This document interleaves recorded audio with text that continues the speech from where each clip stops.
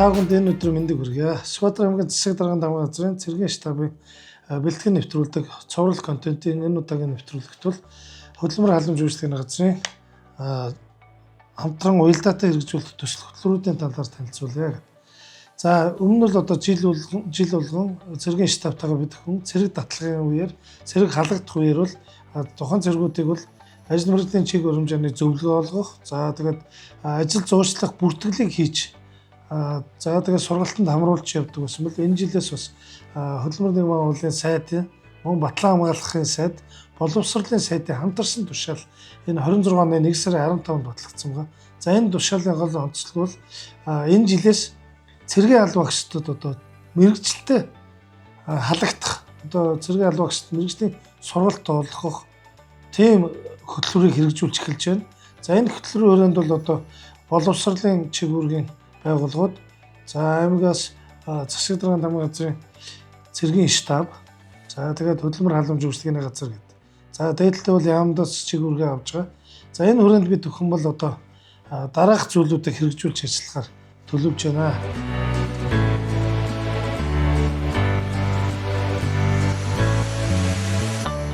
Үйлчлэгийн газрын ажил мэргэжлийн чиг баримжаа олгох бүлгийн болон ганцаарчлсан сургалтыг Улаанбаатарын хотын мэргэжлийн сургалтын байгууллагатай хамтран зохион байгуулдаг байгаа. За өнгөрсөн оны хувьд Улаанбаатарын хотын Дарья Оны эцэст болон MS Development Consulting сургалтын байгууллагатай хамтран хугацаат цэргийн алба хааж байгаа нийт 150 албан хаагчдыг бол хамруулан ажил мэргэжлийн чиг баримжаа олгох сургалтыг зохион байгуулсан байгаа. Мөн хугацаат цэргийн алба хаагч, албан хаагчтай халагдаж ирэхдээ манайхаас хөдөлмөр эрхлэлтэй дэмжих хөтөлбөр арга хэмжээ болон ажил мэргэжлийн чиг баримжаа олгох үйлчлэгээний талаар зөвлөгөө мэдээлэл өгч мэдээллийг хүргэн ажилладаг байгаа. Орон бүтээгдэхүүн ажиллагаа явуулж байгаа төрийн цэргийн байгууллагууд нь бол манай одоо сул орон тооныхон захиалгыг өрөөлдөг. Тэгээд мөн тогтмол хамтарч ажилладаг байгаа. Өнгөрсөн оны хувьд нийт 6 ажлын байрны захиалга ирүүлснээс 4 эрийг бол байнгын ажлын байранд зуучлан ажилласан байна.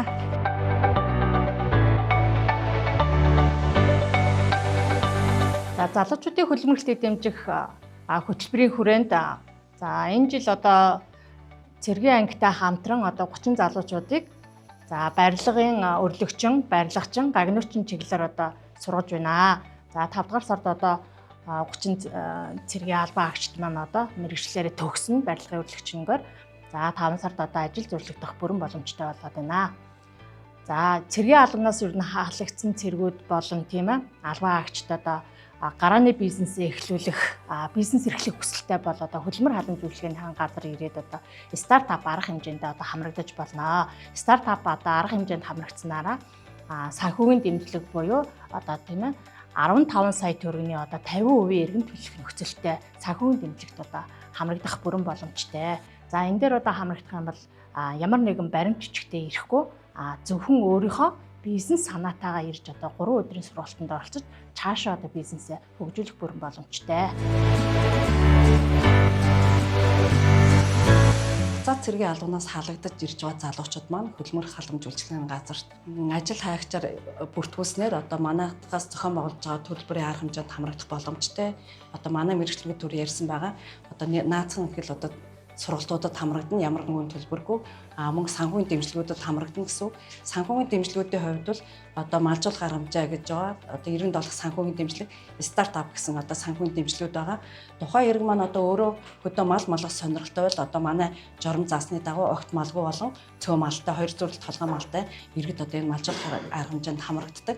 За малжуулах арга хэмжээнд хамрагдах нь ямар шаардлага хангахайг бол одоо огт малгүй болон цөөн тооны малтай одоо өрх дотор 2-оос доошгүй хөдөлмөрийн насны иргэнтэй одоо ийм малчтад одоо мал малгахтан зориулж 8 сая төгрөгийг 3 жилийн хугацаанд эргэн төлөлтөд олгодог байгаа. За 8 сая төгрөгөө одоо яаж төлөхөйг бол одоо тухайн иргэн манайтай гэрээ байгуулж гэрээний аралтаа эргэн төлөлтөд хуваарийг хийн. Хуваарийн дагуу одоо малчт болохоор хавар нэг төлнө, намар нэг төлнө. Ингээд төлж жоод 36 сарын хугацаанд одоо эргэн төлөлтөө хийж дуусна л гэсэн. Тэр хоёр байгууллагатай хамтарч ажиллаж байгаагийн нэг ажлын нэг хэсэг нь бол одоо аймгийн цэргийн штабтай хамтарч одоо хугацаа цэргийн албанаас одоо халагдж байгаа цэрэг залуучууд руу зориулж одоо хөдөлмөрлөлтийн чиглэлээр ямар үйлчлэгээ арга хэмжээ явуулдаг талаар одоо ингээд сурталчлах тэдэнд одоо мэдээлэх зорилгоор ингэж хамтран ажиллаж байна.